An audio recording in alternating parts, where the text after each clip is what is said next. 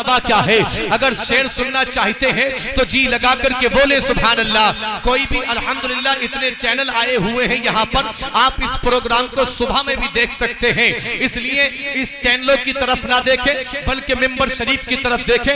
Channel کو دیکھنے سے آپ کو ثواب نہیں ملے گا بلکہ منبر شریف پر دیکھنے سے آپ کو ثواب ملے گا۔ حضرات شاعر نے لکھا ہے کہ دلوں سے درد کے کانٹے نکال دیتا ہے، نبی کا ذکر مصیبت کو ٹال دیتا ہے۔ میں قادری ہوں میرا پیر غوث اعظم ہے، جو 12 سال کی کشتی نکال دیتا ہے۔ دلوں سے درد کے کانٹے نکال دیتا ہے، جو لحد سے مردے کو زندہ نکال دیتا ہے۔ دلوں سے درد کے کانٹے نکال دیتا ہے، نبی کا ذکر مصیبت کو ٹال دیتا ہے۔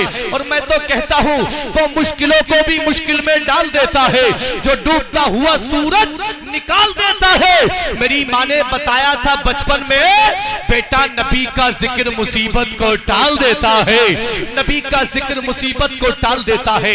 بتا دینا چاہتا ہوں آج کے اس پروگرام میں منبر شریف پر کچھ ہی دیر کے بعد خطیب لاسانی، عاشق محبوب سبحانی، غلام سمدانی، حضرت علامہ مولانا مفتی گلفام رامپوری یوپی ہندوستانی کچھ ہی دیر کے بعد منبر شریف کی زینت بن جائیں گے۔ اور دوسری جانب خطیب باکمال وائز شیریں مقال حضرت علامہ مولانا مفتی ساجد القادری مراد آبادی الحمدللہ کچھ ہی دیر کے بعد منبر شریف کی زینت بن جائیں گے۔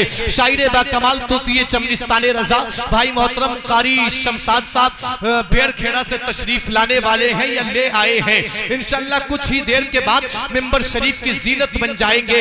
اور قاری محمد یعقوب صاحب قبلہ اور بھی تمام تر علماء ائمہ حضرات الحمدللہ منبر شریف کی زینت بن جائیں گے۔ میں ان تمام تر علماء اکرام کے قدموں کا بوسہ لے کر ایک شعر پیش کرنا چاہتا ہوں۔ دیکھیے اس جلسے کو جن بھائیوں نے سجایا ہے، یہاں کے نوجوانوں نے اور الحمدللہ بزرگوں نے جو محنتیں کی ہیں، ان کا جو کام تھا وہ کام کر لیا ہے، لیکن اس پروگرام کو کامیاب کرنا اب آپ حضرات کی ذمہ داری ہے۔ اب آپ کیسے کامیاب کریں گے آپ یہ خود سوچئے گا، اس کی کامیابی آپ حضرات کے ہاتھ ہے انشاءاللہ الرحمن۔ اور مجھے امید ہے یہ پروگرام بہت کامیاب ہوگا، کیونکہ ایسے خطیب کا انتخاب کیا ہے آپ حضرات نے جو ہندوستان کے نوجوانوں کے دلوں کی دھڑکن ہے الحمدللہ۔ وہی خطیب ہندوستان مفسر اسلام حضرت علامہ مفتی گلفام رامپوری کے نام سے دنیا جانتی اور پہچانتی ہے۔ ٹرین اور پلین سے سفر کرنے والا خطیب الہند حضرت علامہ مفتی گلفام صاحب قبلہ ہے الحمدللہ۔ جب تقریر کرتے ہیں، خطاب کرتے ہیں، منبر انشاءاللہ بہت جلد آنے والے ہیں، آپ حضرات بھی انتظار کر رہے ہیں۔ بہرحال میں آپ کو بتا دینا چاہتا ہوں، سبزی شعور ہوشمند لوگ بیٹھے ہوئے ہیں، سب جانتے ہیں اس بات کو کہ جب تک بچہ خاموش رہتا ہے ماں اسے دودھ نہیں پلاتی ہے۔ ماشاءاللہ یہ انڈیلتے ہوئے سیلاب کی طرح قصبہ ڈلاری اور ارد گرد قرب و جواہر سے آنے والے مہمان حضرات، نوجوان ہمارے بزرگ حضرات الحمدللہ تشریف لا رہے ہیں اور بیٹھتے جا رہے ہیں۔ با ادب با نصیب، بے ادب بے نصیب، اس لیے تمامی حضرات سے گزارش ہے آپ جتنی جلد بیٹھ جائیں گے انشاءاللہ اتنی جلد میں بھی مائک سے ہٹ جاؤں گا۔ قرآن مقدس کی تلاوت سے الحمدللہ میں اس جلسے کا آغاز ہوگا۔ تو دیکھیے جب تک بچہ خاموش رہتا ہے ماں اسے دودھ نہیں پلاتی ہے، جب تک نیتا خاموش رہتا ہے لوگ اسے ووٹ نہیں دیکھتے ہیں، جب تک بھکاری خاموش رہتا ہے یاب ہو پائے گا۔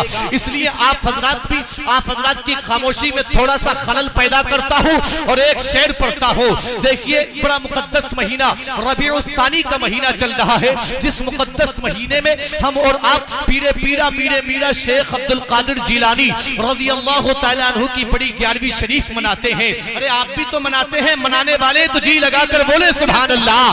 کسی شاعر نے لکھا ہے، بڑے اچھے انداز میں کہا ہے کہ بڑا غریب تھا خوشحال بن کے لوٹا ہے، بڑا غریب تھا خوشحال بن کے لوٹا ہے، سراپا مرشد فعال بن کے لوٹا ہے۔ اور نگاہ ڈال دی جس وقت غوث اعظم نے تو پکا چور بھی ابدال بن کے لوٹا ہے۔ نگاہ ڈال دی جس وقت غوث اعظم نے، نگاہ ڈال دی جس وقت غوث اعظم نے تو پکا چور بھی ابدال بن کے لوٹا ہے۔ اور میں تو کہتا ہوں حضرات کوئی غریب نہ کنگال ہے مدینے میں، جسے بھی دیکھیے خوشحال ہے مدینے میں۔ ہمارے غوث کی نانی ہے فاطمہ زہرا، ہمارے غوث کا ننہال ہے مدینے میں، ہمارے غوث کا ننہال ہے مدینے میں، ہمارے غوث کا ننہال ہے مدینے میں۔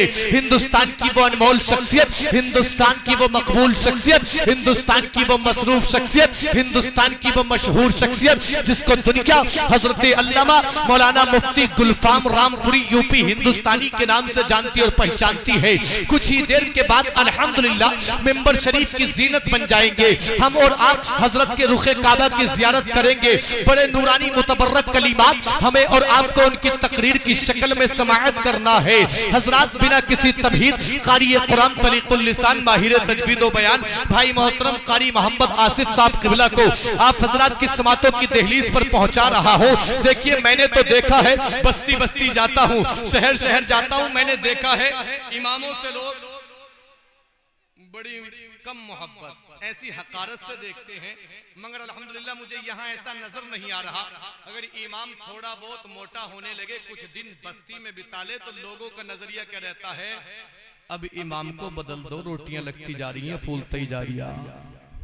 اور اگر بھیا تھوڑا بہت ڈاؤن ہونے لگے، ارے یار پتہ نہیں یہ امام صاحب جنہیں کہاں سے پکڑ لیے، جب سے آئے ہیں اللہ کا بندہ جنہیں کس ٹینشن میں رہ رہا، دھلتا ہی جا رہا۔ اور اگر تھوڑا بہت کپڑے چمکیلے پہن لے امام، تو نا میاں امام کیا مل گیا، جس بستی سے گزرتا ہے مہک ہی نکل رہی ہے، ہیرو ہے ہیرو۔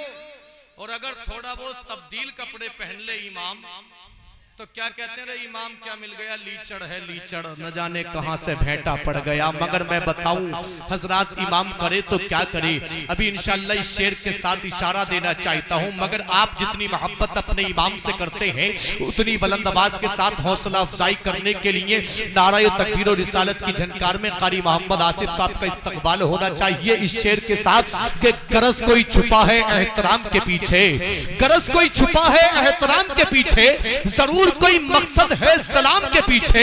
تو اپنے گھر میں ہوگا کروڑ پتی، مگر نماز پڑھنی پڑے گی انہی امام کے پیچھے، نماز پڑھنی پڑے گی انہی امام کے پیچھے۔ زوردار نعرے سے استقبال کریں، نعرہ تکبیر، نعرہ رسالت، فیضان سرکار مدینہ، فیضان غوث اعظم، مسلک اعلی حضرت، مسلک اعلی حضرت، جشن دستار بندی، نعرہ تکبیر، نعرہ رسالت۔ سامنے ان کا آستانہ ہے، آسیوں کا وہی ٹھکانہ ہے، بے خطر کریں گے ہم ذکر رسول، لاکھ دشمن اگر زمانہ ہے۔